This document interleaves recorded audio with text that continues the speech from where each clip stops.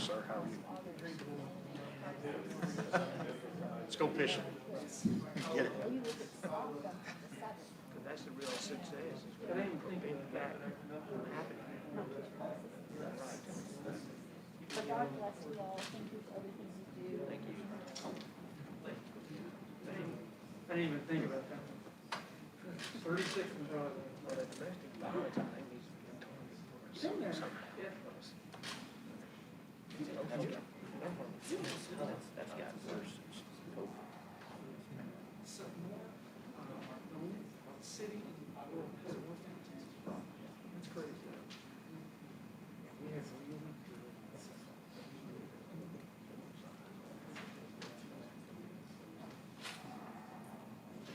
That's not the standard.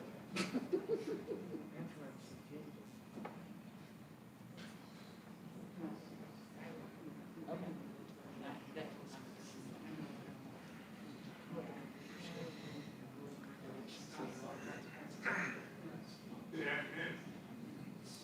It is 1 o'clock, and I'd like to call to order the regular meeting of the August 16th Criminal Justice Authority meeting. Would you please call the roll? Trustee Calvi. Present. Trustee Barry. Present. Trustee Albaugh. Chairman Couch. Here. Vice Chairman Brown. Here. Trustee Arnall. Here. Trustee Johnson. Present. Trustee Lamb. And Thank you. Next is the Pledge of Allegiance. Please stand for the pledge. I pledge allegiance to the flag of the United States of America and to the republic for which it stands, one nation, under God, indivisible, with liberty and justice for all. Thank you.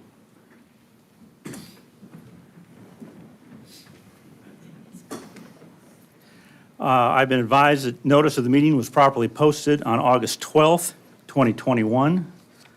The next item on the agenda is public comment. First up is Sean Cummings.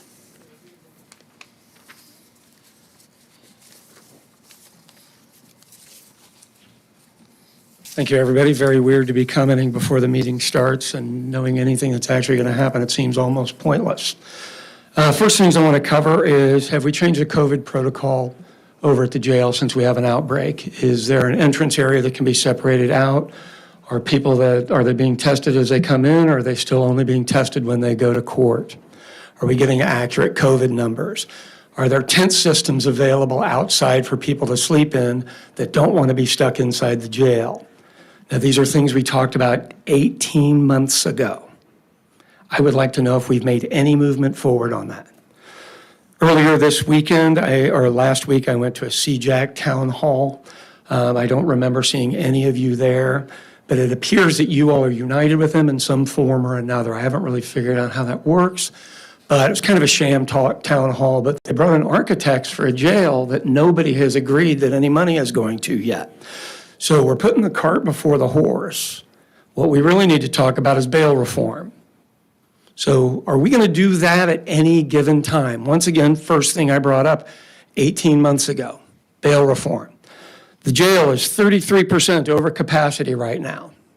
Is there a violation being written by anyone for the jail being 33% over capacity? If it was my restaurant, I would be closed right now. The fire department would close me down. The health department issues still at the jail that have not been cleaned up. Now, why is the state health department not holding the jail liable like they would hold me in my restaurants? Why are you different? Why is this gone on for years? We are at 18 months with you guys, another 20 years before you all. I would like to know if there's any progress. I want to see it on paper. Okay, I haven't shown up here because I made a deal with you. If you got down to 1,200 people, I'd quit showing up. You got close, and now we're shooting back up. So I'm back again. Now we've got this issue of $150 million. I'm sure Calvi's, he was already handing out flyers over in my neighborhood, sent one to the wrong Sean Cummings, I hate to break it to him, of what to do with this $150 million. He suggests that it goes to a jail. Once again, This man, literally, Miles Davidson, on tape, said that he didn't know where Kevin had hid tens of millions of dollars when the CARES Act funds were missing. I do not want this man touching a dime of this $150 million. He has shown himself to be completely and utterly corrupt. Corrupt. When you were hiding money and holding it hostage, the other sheriff didn't arrest him for that. Isn't that amazing? Nothing happened. I love the fact that I may be able to count on you to do something about it if we have the same shenanigans. How much time do I have? It wasn't bad. Okay, thanks. I'd really prefer to talk next time after something happens. It's kind of pointless. Thank you, Mr. Cummings. Sarah Urbano?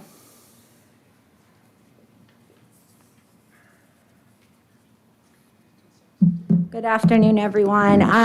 What we'd really like is a formal official investigation by commissioned law enforcement agents, whether it is the Attorney General's office, bringing in the OSBI to begin investigating the deaths inside the jail. Unfortunately, we keep brushing these deaths under the rug. There's multiple layers of bureaucracies involved now. The only update we've ever received since you all took over officially was by Chief Gorley of OCPD after his officers were called and asked to come in and basically murder Mr. Williams during that incident because you didn't have a backup tactical team that could use non-lethal tools and equipment and training to be able to sustain that incident and de-escalate it. Riots, hostage situations, and I know Mr. Alba knows, happen within carceral facilities all the time. However, in the history of Oklahoma, I do not recall an incident where a police department entered a supposedly maximum security facility with a gun and ended up shooting and killing a detainee within minutes of entry. We need better findings and conclusions backed up with evidence on every death, because that is how we prevent the next death. That's how we learn, evolve, and update our procedures and protocols. And we need transparency with that. We also need an official protocol on paper about your notification process when there are certain deaths. I know at the last action committee I was at, I asked Mr. Tardibono and other officials that we, at least the members on the action committee, should be notified when there is a death. Some preliminary information that is available, so therefore when the community starts reaching out to us, we have some basics to give. Oftentimes, I'm being notified through the families who are hearing from other detainees inside. That is not the best communication policy. You're re-traumatizing families, and maybe Mr. Alba can help you update that protocol and policy, and we can expect it to be the same for every death that happens. Beyond that, I'm absolutely disturbed and alarmed by the unethical approach to conduct a forum under fraudulent disguises with the illusion that the folks and the victims and survivors and loved ones were showing out to potentially maybe get their grievances heard about the conditions inside the county jail, only to be informed upon arrival that the individuals that were placed in front of them, first and foremost, non-elected, non-appointed, non-governmental member, Mr. Tim Tardibono. The second, hired for-profit consultation firms who are really the oppressors of the very individuals who had turned out to share their grievances. That was absolutely unethical. Thank you. Christopher Johnson?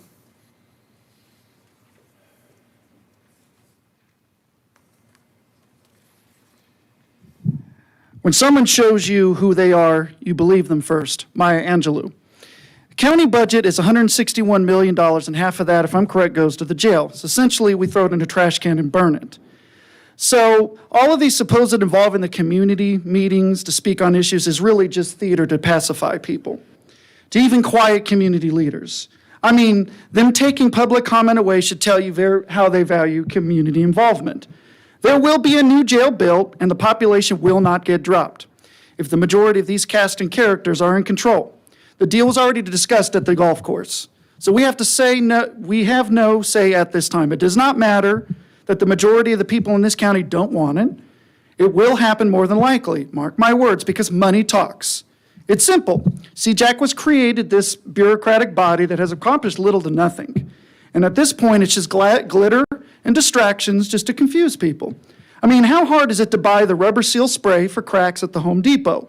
Or to use those cement tubes and mortaring tubes that I have to use at my house to heal up cracks? But nope, we're going to build a new jail because we can't even mop it or clean the facility, but we want to build a brand spanking new place. It's pathetic. There's always some excuses to cover up worthless employees' inability to work, or even worse, leadership. I don't want to hear that it's hard to serve crap because you're talking to a disabled combat veteran. You can miss me with that star-spangled awesome, everyone in uniform is a hero, stand for the flag and put your hands over your heart nonsense. All of those stolen CARES money for plumbing issues, communication problems, if you went to that town hall meeting, they're not fixed. Somebody pocketed it. It's malarkey when you sit there and say that we're going to solve social justice by building a new facility. Social justice through architecture? That's bullshit. You know, and I thought that the leadership would improve things, like Greg Williams, but again, I should have trusted my judgment earlier. When you falsify COVID reports or put out the most wrong information or whatever, again, you take somebody for how they show you. This virus has devastated my family, and we've just let it rampant because I had faith. Definition of faith is to believe in something with absolutely no evidence or knowledge, and that was my folly. We only have 2 trustees, Francie and Sue, that have wanted change consistently. They're dramatically outnumbered. We have 1 council person. She is outnumbered 2 to 1. That's decent. That's a supermajority, folks. And there's no way we can actually substantively get things done unless we vote out Mr. Kevin Calvi when it comes to elections. That's it. That's the only way we can get things done because they're going to build that damn jail whether you like it or not. So you either vote, get out of the way. Use your vote to the fullest. We have to vote him out come election time. Thank you. Thank you. Nanette Cummings.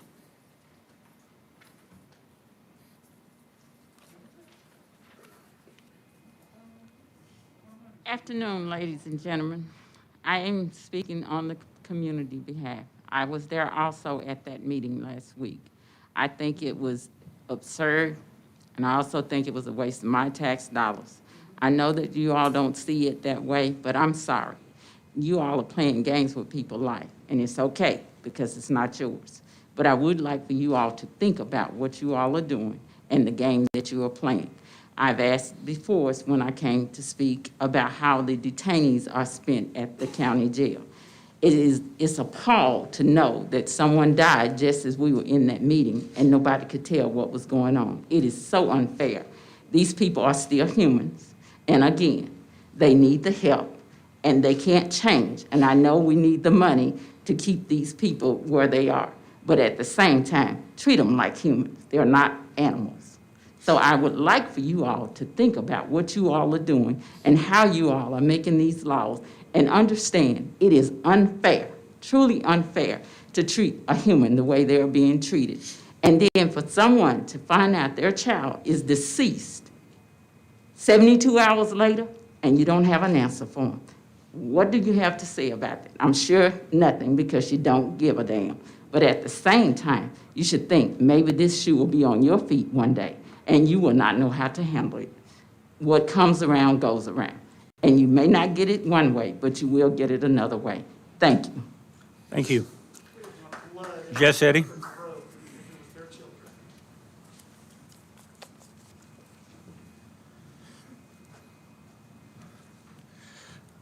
You know,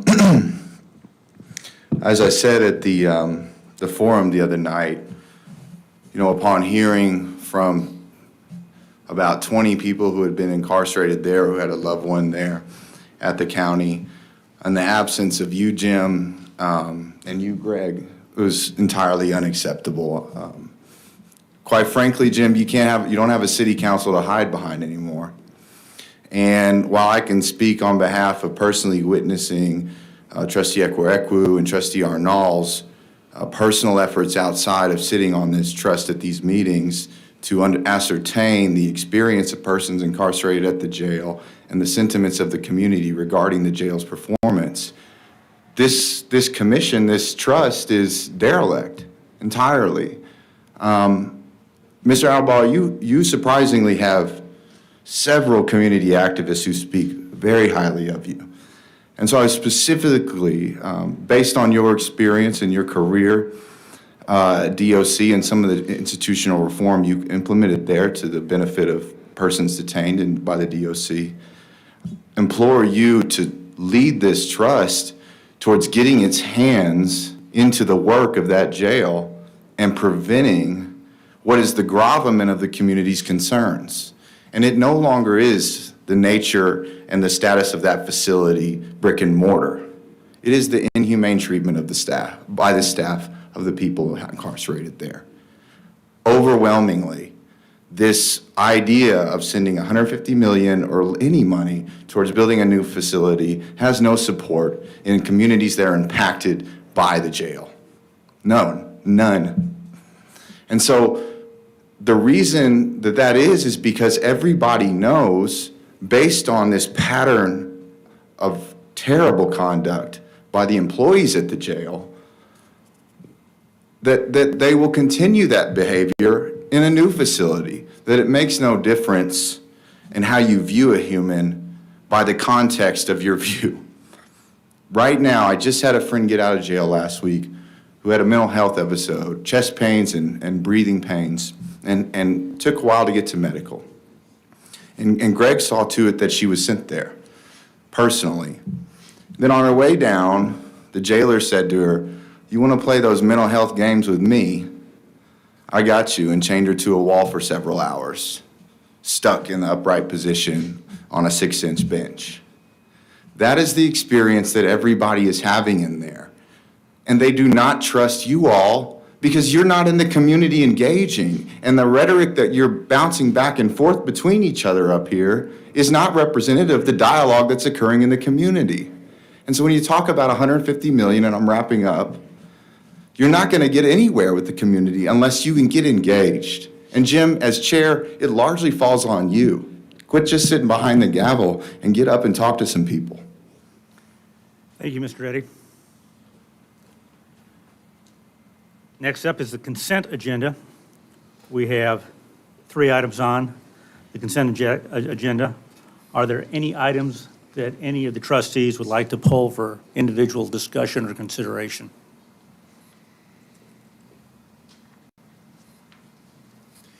Move its adoption.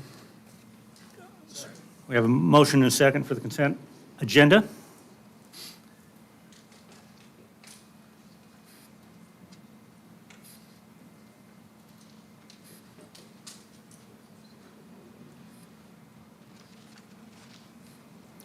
All right, please vote.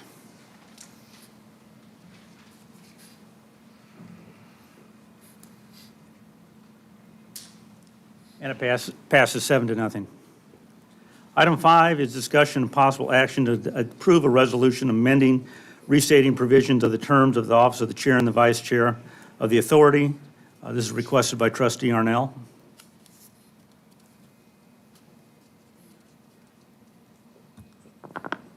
Due to the short term by Trustee or Chairman Couch, I propose that we amend the prior resolution so that Trustee Couch is able to continue to be chairman for the next term.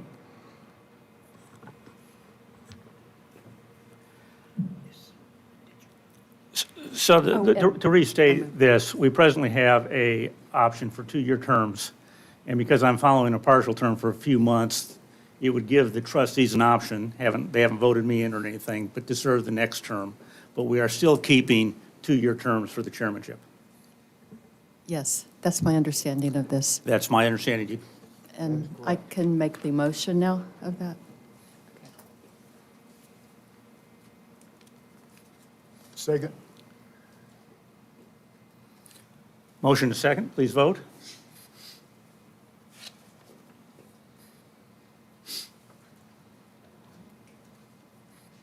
And it's approved 7-0. Trustee Ekweku is not here this morning for an update on the Criminal Justice Action Committee. So we'll move on to item 7, which is a report from Greg Williams on conditions and issues at the facility. Thank you, Chairman. As of 10:30 this morning, our count at the detention center was 1,661.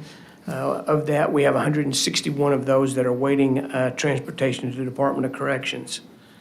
Man, this mic is hot.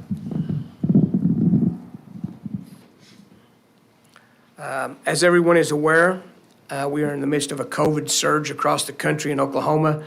The detention center is a microcosm of the community, and we are experiencing an uptick like everywhere else. Right now, we're monitoring the availability of a booster, and when that becomes available to us or instructions come out on who should get that or who can get that, then we'll take appropriate action in administering that to the detainees and the staff. We not only encourage detainees and staff to take that vaccine, but we do make it available to all staff, all detainees at no charge. As of August the 13th, I'll give this report, past 7 days between August the 7th and August the 13th, we tested 168 detainees. 15 of those were positive, which is about 8.9% of the tests. During the past 30 days, between July 15th and August the 13th, we tested 811 people. 19 of those were positive, which was 13%. So we have seen a drop over the last week with some of those positive percentages, if you will. The last 30 days, we've used all rapid tests, again, trying to get the results back as quickly as possible so that we can take appropriate action. We've had 55 employees test positive for COVID in the last 45 days. 17 of those are still currently out being positive. We have 4 additional people that are out pending the results of the tests. Staff recruitment, our focus on recruitment and retention of employees still is a top priority at the detention center.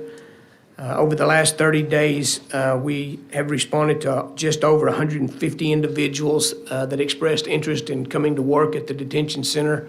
After we sent out the applications and gave them the criteria, we had 6 people actually turn in applications of the 150.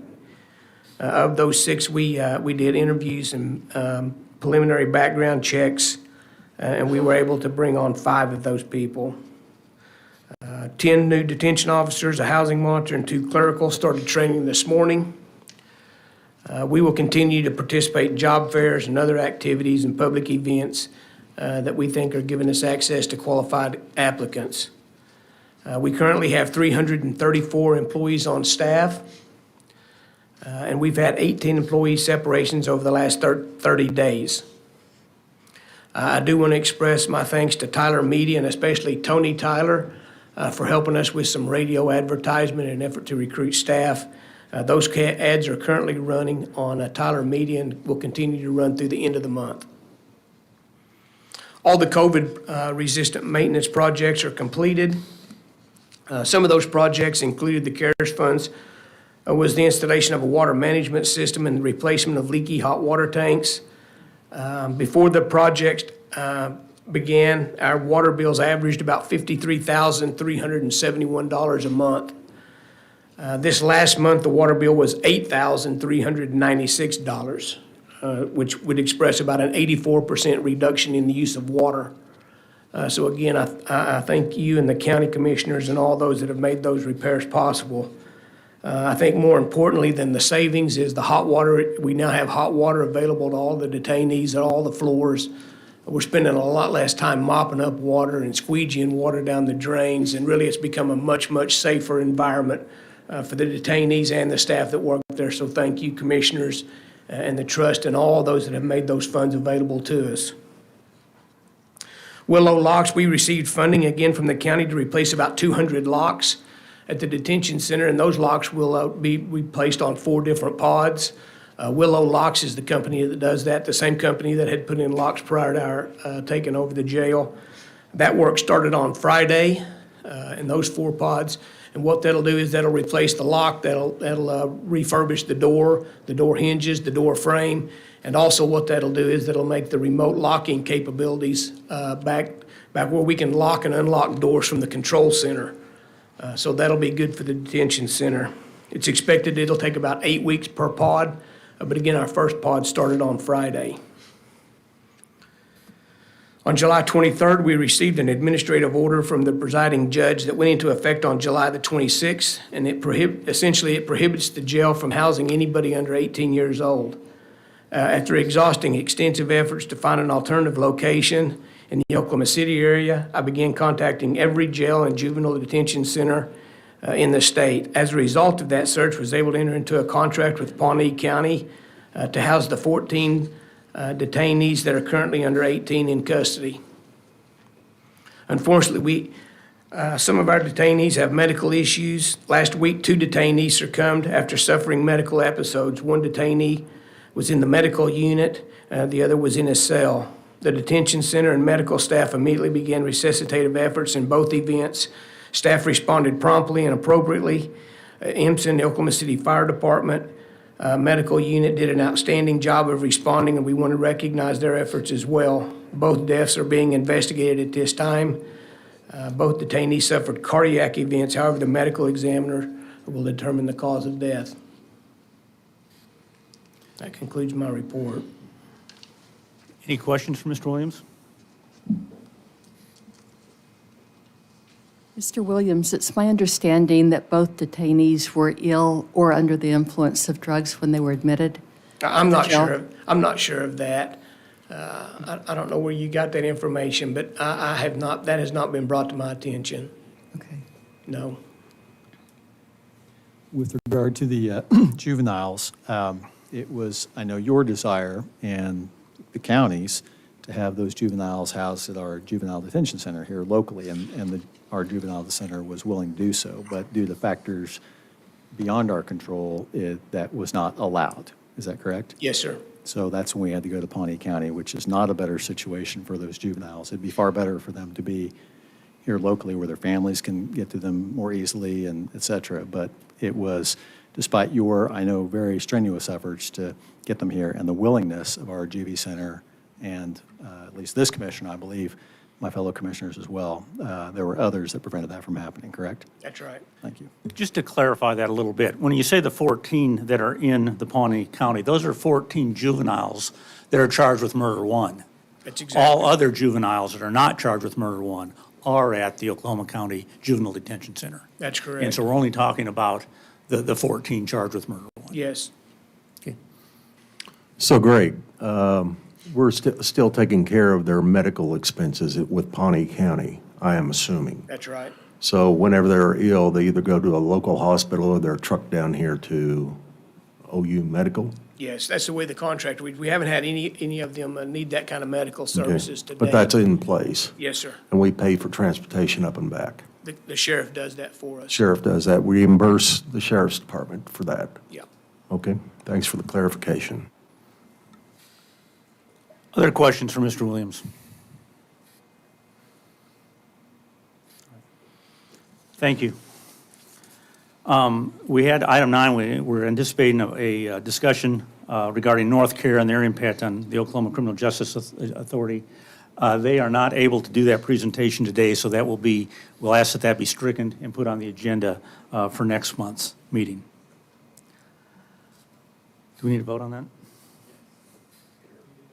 Can we get a motion to strike that item? Oh, let's go back to, for a motion to receive the report on number 7. Thank you for keeping us in line.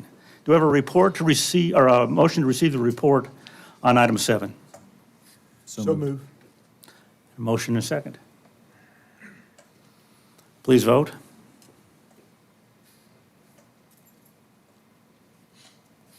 And it passes 7-0. So is there now a motion to strike item 8 and redoct it for the September meeting? So moved. Second.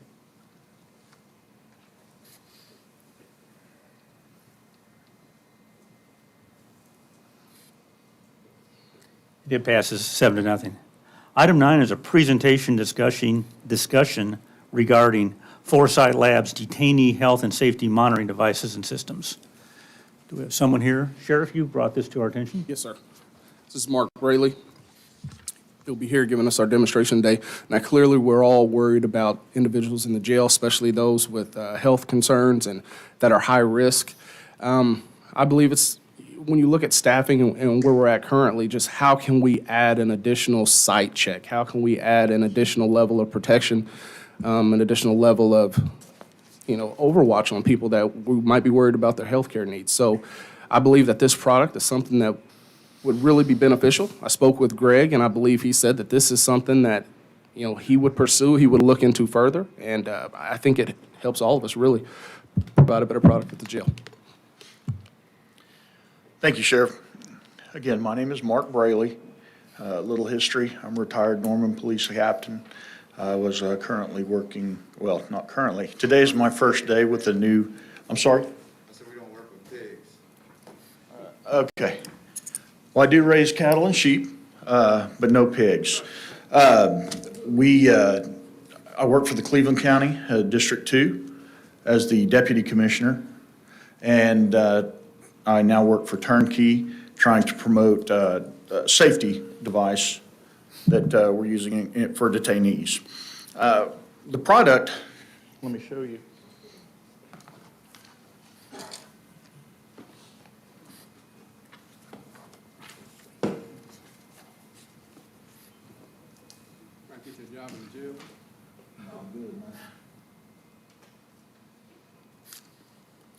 As you can see, you may have noticed this down by my feet the whole time we were speaking. Basically what that's been doing since I've been in here is monitoring my heart rate. There's a small sensor inside this that monitors any fluctuations in my heart rate. If it goes below 40 or above 179, then an alarm will sound. We've been talking to multiple agencies. It's not brand new technology, but it's a brand new application. You guys have probably got Fitbits and seen the watches like that. These have been hardened to allow for use on detainees. You can maintain control over where they are. When you upload it, will tell you if they're in holding or what cell they're in, et cetera, et cetera. We talked to like sheriff's deputies who can have something like this. As soon as the individual goes into custody, you can place it on them. It'll monitor their heart rate, either going to a government-issued phone or going to a small iPad. Once you get to the jail, both dispatch and the officer has that information. It will transfer over to the jail, or if the jail has them and the officers don't, if they're a high-risk category, they can place them on them. Basically, with the staffing issues that everyone's been talking about today and the concerns of deaths inside the jail, if you have those high-risk personnel, if you have them in pre-booking, if you have those that are suicidal, those with severe mental health issues, you'll be able to monitor them. And then if you do have a staffing issue and one of these people go into some sort of arrest or some sort of discomfort, you can get there to put them in a position of recovery, call MSTAT or IMSA, take whatever actions you need. It's a logical workaround for the site checks. It's not a replacement. We obviously want site checks. We want to continue what your policy says.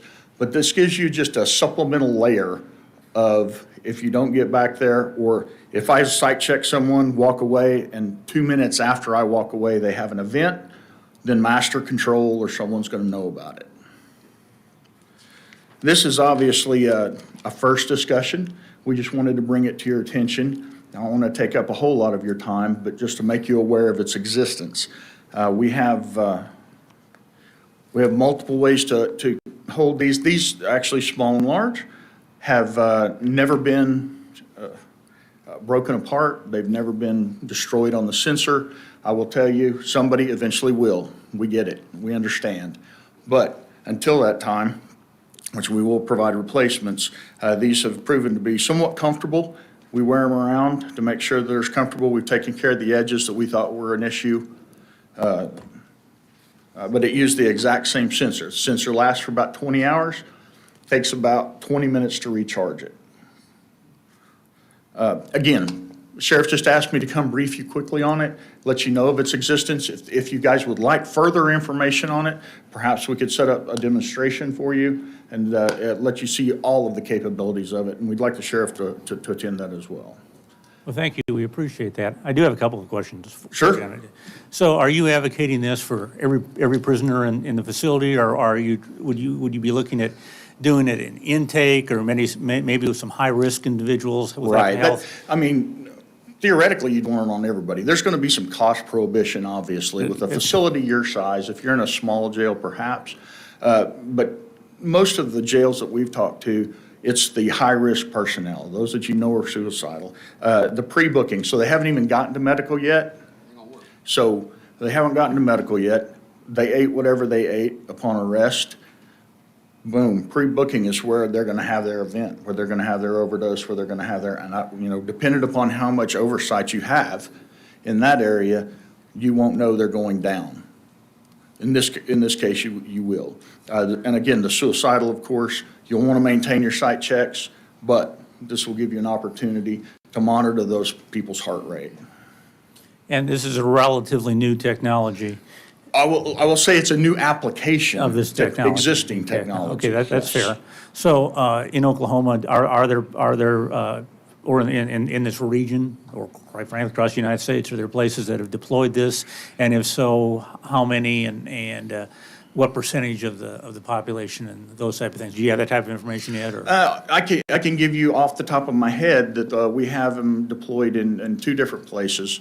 I think Massachusetts is one, and I believe Colorado is the other. I don't know the numbers. It is brand new as far as rolling it out. They just got all of their patents taken care of, the parent company. I believe Tulsa County has implemented it. He had, I believe the sheriff, Regalado had a press release on that last week. So yeah, Tulsa's already began implementing it, but they're the only one in the state right now. Thank you. Mr. Kelvy? Yeah, I'm very interested in this product because I think it could help in situations where somebody, like you say, is at risk, and in between site checks and things of that nature, or people who are already, on medical watch, that type of thing in particular. Just a couple questions. One would be, do you measure against, like initially the diastolic heart rate so that you can tell when there's been a jump? Like, for instance, if you get the baseline, so some people, heart rate is elevated a little bit naturally, and you'd be able to tell the difference. So would you have a way with this, really any heart rate, diagnosis could identify people initially if they were already at a level that needed to be, watched at least, if not given immediate treatment. But this would enable you to know what that was when it was put on, and then be able to determine if it went above a certain rate above that, correct? We don't have it baselined per sensor, so it's just baseline for a low end and a high end. But one of the advantages of this is that not only does this information go to the patrol deputy, to dispatch, if they choose to do it, to the jail, it also goes to the cloud. And it monitors that individual the entire time, so you can get a picture of what that person's heart rate was during this time. Now, and again, I know there's some people that are really athletic that might have a heart rate in the 50s and upper 40s. Not so much me. But I'm not going to go over 180, I can tell you that, unless I've got some issues going on or just exerted myself overly, which can be a cause for, to be checked on as well. Overexertion, what are they doing? Right. Have you run into a situation where somebody was maybe deliberately trying to show a higher heart rate, and Sure. especially in an incarcerated setting, just to be disruptive or cause trouble, cause somebody to have to go and waste time tending to something that's not a real issue? Certainly, anytime it's a real issue, we want to jump on that. But is that? Yeah, since I can't tell what's a real issue and what's not, just based on this, I'm going to check on you. If I think you're in distress, I'm going to check on you. Right. But that's not been an issue that you're aware of there being, okay. Not to my knowledge. Okay. And then the devices themselves, you mentioned you were trying to look for rough edges and all that. Has there been an incident where one of those devices was used as to injure somebody, No, we have no record of that, and you're more than welcome to look at these later. With time constraints, I know some of you have things to do, other places to go, but you're more than welcome to look at these. Thank you. We've had no issues with that, Mr. Kelly. Other questions, Sheriff? Suzanne? How many does Tulsa have? And what was the cost? Okay, that's good information that is in their contract, that I don't have that information. However, if we had a sheriff that might be able to call their sheriff, then He's not telling us, though. he would be able to tell you. I believe when you talk about how it'll be deployed, it's completely up to us. I think right now, when you look at the deaths that have happened, most of them it's happened when they weren't watched. And I think this gives us a unique opportunity to protect people when we don't really have the staff to always be around. And so what I would say is if we chose to embark on this venture, we put it on our high-risk people, ones that are in medical and things like that, that could really use it. So in between site checks, we still have an eye there to be able to address issues. I believe this last one, when the deputy came, or when the DO came back around, that's when they found him. Well, we would have been notified that his pulse rate had dropped off, and we could have sent somebody there. It's just the ability to be proactive instead of reactive. And I think when we are in a proactive mindset, we can really stop things before they happen. Talking about putting these bans on people in pre-booking and the people are dying in the pause. I say we put them in the areas that we feel are the most necessary. That's it. Yes, sir. Were you suggesting that possibly the arresting officer put them on immediately when he puts them in the car? That is a capability that we have. So whether it's, a department or the sheriff's office or police department, yes, absolutely. We have little small Velcro things, items like this. This one's we use for training. So yeah, you put that on when you put on handcuffs. You sync it to your phone or your iPad, depending on what you have. That automatically goes to dispatch and to your phone. That way, if he's in the back seat, he goes into arrest, whether it be fentanyl or for whatever reason, you can stop, getting in a position of recovery, hit him with Narcan if he needs to be saved that way, or call for an ambulance. So how can we ensure there won't be HIPAA violations if people's medical information is being sent straight to someone's cell phone? All right, are there other questions? And why? That was a question. We treat people like animals, we're not gonna put animal collars on them. We'd It's like a ask, science project. I'd ask you to get with Greg Williams. This man don't even know. I would ask you to get with Greg Williams and set up a meeting with Greg, and possibly the sheriff and I could attend also to Okay. look at this further. Interesting concept. I would also Thank you for coming in. recommend how Tulsa is using these because the Tulsa County Sheriff Department does not run their jail. All right. Thank you, sir. Okay, great. Yeah, that'd be great. Is there a motion to receive the presentation? So move. Second. Motion is second to receive the presentation. Please vote. And if you allow comment on specific items, you won't have people interrupting your meeting, Jim. It's coming. You have another lawsuit. This is how you get some shit started, right here. Next item is an item for adjournment. Is there a motion? So move.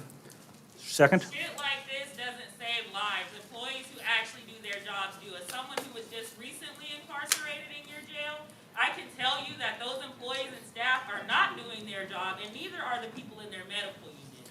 Please vote. You might want to contact Turnkey before you end up with a shit ton more lawsuits.